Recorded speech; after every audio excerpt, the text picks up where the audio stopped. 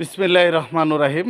আজকে বলবো না এই গাছ দিয়া জন্ডিসের রোগ ভালো হয়। আসলে জন্ডিসের রোগ ভালো হয়, একদম সম্পূর্ণ নিরামল হয়।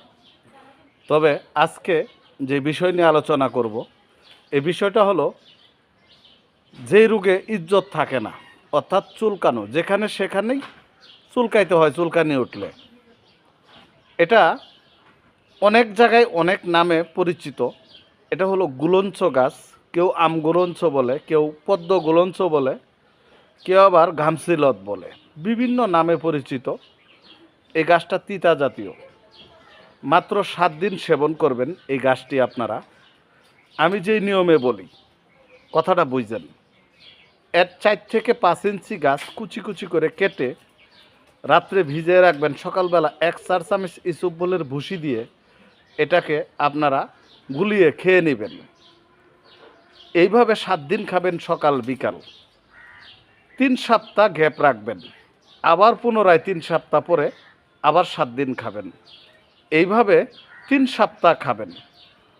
আর আপনারা চাইলে এই গুলঞ্চ গাছ কুচি কুচি করে কেটে রোদ্রে শুকাইয়া পাউডার বানাইয়া ব্লেন্ডারে এর 4 চামচের লেভেল 1 4 চামচ পরিমাণ পাউডার, 1 4 চামচ ইসবগুলের ভুসি গুলায় সকাল বিকাল যদি 14 দিন খান, তাতেও আল্লাহ রহমত অ্যালার্জির সমস্যার সমাধান হবে। আর একটা বিষয় বলি প্লিজ সবার কাছে, যার কাছে ভিডিও ভালো লাগবে না আপনি ধাক্কা মারেন, কিন্তু সমস্যা নাই। আমরা ভালো বিষয় নিয়ে কাজ করি, আমরা এমন বিষয় নিয়ে কাজ করি যা মানুষের উপকার হয়। এখন বিষয়টা বুঝছেন।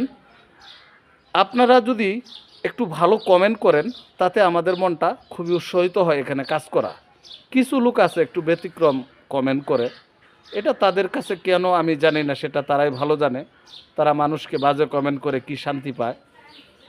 আমি তো কোনো বাদ্যযন্ত্র গানের ভিডিও করি না, আমি কোনো তো ডিস্কো ড্যান্সারের ভিডিও করি না, আমি মানুষকে কিছু সেবা দিয়ে থাকি। তো এই বিষয়গুলি যার কাছে ভালো লাগবে অবশ্যই লাইক কমেন্ট শেয়ার দিয়ে আমার পাশে থাকবেন। আর ইউটিউব চ্যানেলে নতুন হলে অবশ্যই আমার চ্যানেলটিকে আপনারা সাবস্ক্রাইব করে নেবেন। আমার চ্যানেলের নাম হলো প্রাকৃতিক শিফা। এই নামে সার্চ করলেই অধমের আইডি পেয়ে যাবেন। ভিডিও এখানেই রাখলাম। আল্লাহ হাফেজ। কেউ না বুঝলে ভিডিওতে নাম্বার থাকবে, আমি বলে দেব, ফোন দিবেন, একদম বিস্তারিত বলে দেব। ওকে।